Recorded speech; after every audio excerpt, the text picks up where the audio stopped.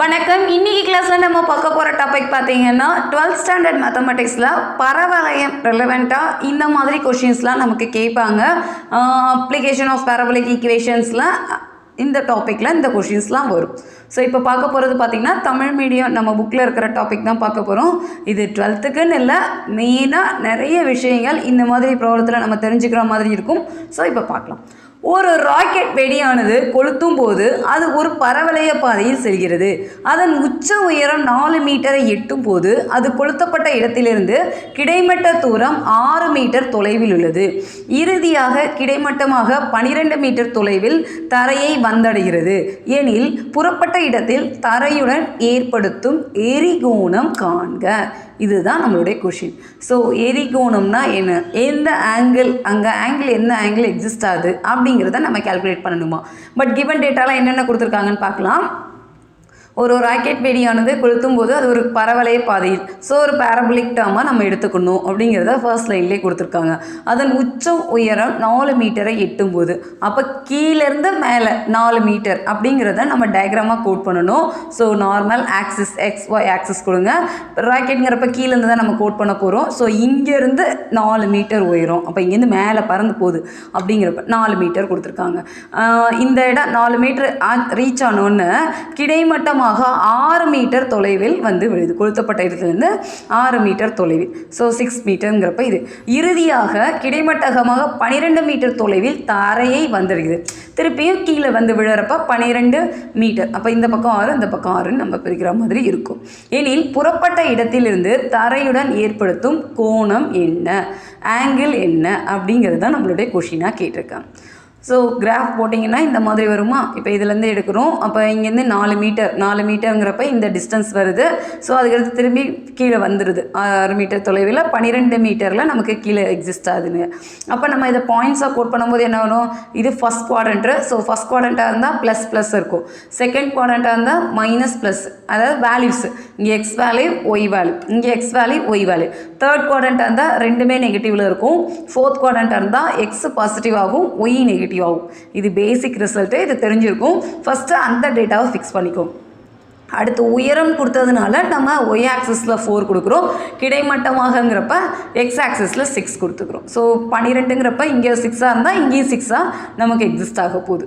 So 4 6 6 மொத்தம் 12 metre. இதில் அவங்க 6 மீட்டர் கிடைமட்டமாக கொடுத்ததுனால இந்த பார்ட் 6ஆக இருந்தால் ரிமைனிங் பார்ட்டும் 6 மீட்டராக தான் நமக்கு எக்ஸிஸ்ட் ஆகும்.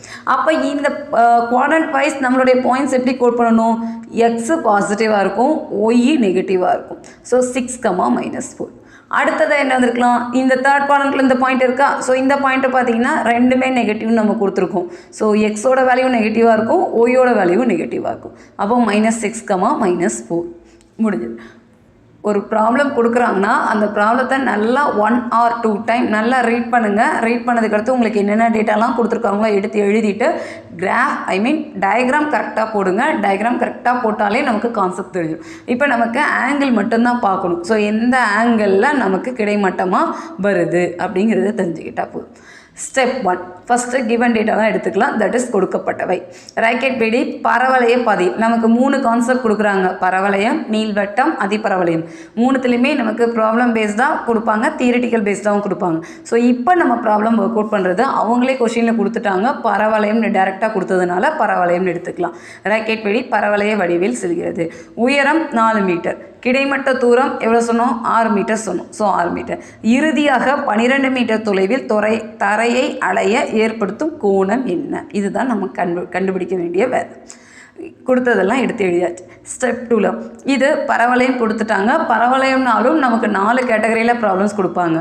என்னது, வலப்புறம், இடப்புறம், கீழ்ப்புறம், மேல்புறம்ட்டு. இப்போ நம்ம கீழே இருந்து தான் நம்ம டயக்ராம் கோட் பண்ணுற மாதிரி இருக்கும். கீழேருந்து மேலே பறக்கிற மாதிரி தான் நம்ம கோட் பண்ணியிருக்கோம். ஸோ பரவளையம் கீழ் நோக்கி திறப்புடையது. கர்வ் வந்து இந்த சைடு கீழே தான் நமக்கு ஓப்பனில் இருக்குது. அப்படி இருந்ததுன்னா பரவளைய ஈக்குவேஷன் என்ன வரும், பரவளையத்தின் சமன்பாடு x² = -4ay எழுதியாச்சு. இதில் xyக்கு பாயிண்ட் ஃபிக்ஸ் பண்ணணும். நம்ம ஃபஸ்ட்டு இந்த பாயிண்ட் எடுத்துக்கலாம், 6, -4. 6 மீட்டருங்கிறதுனால. ஸோ அதனால தான் இந்த பாயிண்டெல்லாம் மைனஸ் ப்ளஸ் கரெக்டாக கோட் பண்ணணுங்கிறது.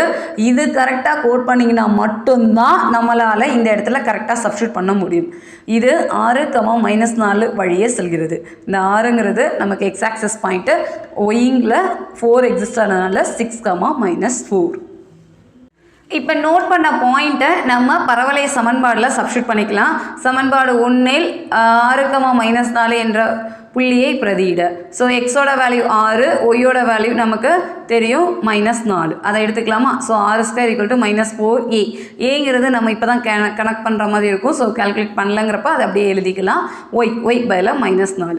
ஸோ 36 = ப்ளஸ் ஆகிடும். அப்போ 4 × 4 16a. நமக்கு தேவை ஏவோட வேல்யூ தான். அப்போ a = 36/16.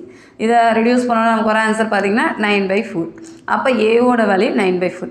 இதை இந்த ஈக்குவேஷன்லேயே சப்ஸ்டியூட் பண்ணிக்கலாமா? பரவளைய சமன்பாட்டிலேயே. அப்போ a = 9/4 என சமன்பாடு 1ல் பிரதியிட நமக்கு தெரியும் x² -4ay. -4 × aக்கு பதிலாக வேல்யூ y. x² 4 கேன்சல் பண்ணால் -9y.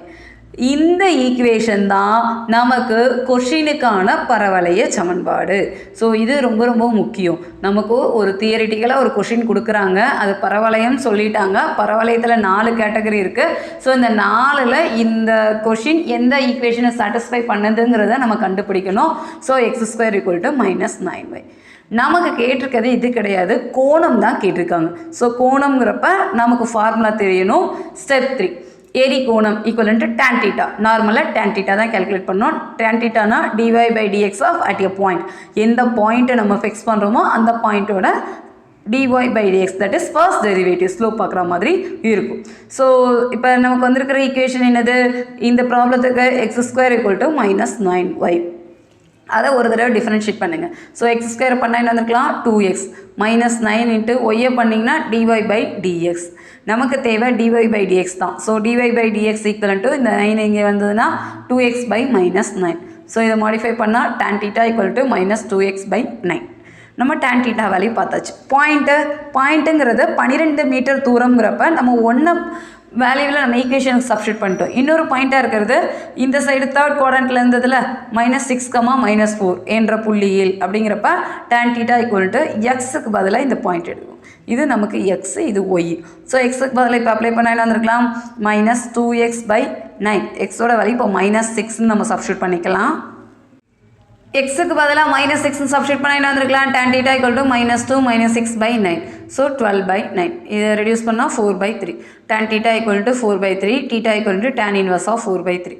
இதுக்கு டைரெக்டாக நம்ம டேபிள் வேல்யூ இருந்தால் கூட் பண்ணிக்கலாம், இல்லைனா அதை அப்படியே கூட் பண்ணிக்கலாம். தேவையான ஏரி கோணம் tan inverse of 4/3. ப்ராப்ளம் பாருங்கள், எவ்வளோ அழகாக ஒர்க் அவுட் பண்ணுறாங்கன்ட்டு. ஒரு கொஷின் கொடுத்துருந்தாங்க, அந்த கொஷின்லேருந்து நம்ம டயக்ராம் கோட் பண்ணோம். இது பரவளைய வடிவில் கொடுத்ததுனால எந்த பரவளையத்தை சாட்டிஸ்ஃபை பண்ணுது நம்ம செக் பண்ணோம். இந்த ப்ராப்ளம் கீழ் நோக்கி பரவளையத்துக்கு வந்தது. ஸோ கீழ் நோக்கி பரவளையம்னா நம்மளுடைய ஈக்குவேஷன் x² = -4ay. அதில் நம்ம சப்ஸ்டியூட் பண்ணோம். பாயிண்ட்ஸ் நம்ம கோட் பண்ணோம். அவங்க 12 மீட்டர்னு கொடுத்ததுனால ஃபஸ்ட்டு இந்த பாயிண்ட் பேஸ்டாக ஏவோட வேல்யூ பார்த்து இந்த ப்ராப்ளத்துக்கான பரவளைய ஈக்குவேஷன் என்னென்னு கால்குலேட் பண்ணோம். அதுக்கடுத்து நமக்கு கேட்டிருக்குது tan θ தான். ஸோ இந்த பாயிண்ட்டை எடுத்து நம்ம θவோட வேல்யூ கால்குலேட் பண்ணோம். இவ்வளோ தான். ஸ்டெப் வைஸ் பார்த்தீங்கன்னா ரொம்ப ரொம்ப சிம்பிளாக இருக்கும் ப்ராப்ளம் ஒர்க் அவுட் பண்ணுறதுக்கு. பட் என்ன கொடுத்துருக்காங்க, எப்படி ஒர்க் அவுட் பண்ணணுங்கிறது தெரிஞ்சுக்கிட்டால் போதும், ஈஸியாக அட்டன் பண்ணலாம். இந்த மாடல் தான் ரிப்பீட்டட் கொஷினை நமக்கு பப்ளிக் எக்ஸாமுக்கு இந்த பேட்டர்னில் கண்டிப்பாக ஒரு கொஷின் வரும். ஸோ கொஷினை ரீட் பண்ணுங்கள், டயக்ராம் கரெக்டாக போடுங்க, ஆன்சர் ஈஸியாக எழுதுங்க. ஏதாவது டவுட் இருந்ததுன்னா kanithapezhai@gmail.com மெயில் ஐடிக்கு அனுப்புங்க. சப்ஸ்கிரைப் பண்ணுங்க, உங்கள் ஃப்ரெண்ட்ஸ் எல்லாருக்கும் ஷேர் பண்ணுங்கள். நெக்ஸ்ட் ப்ராப்ளம் நெக்ஸ்ட் வீடியோவில் பார்க்கலாம். தேங்க்யூ.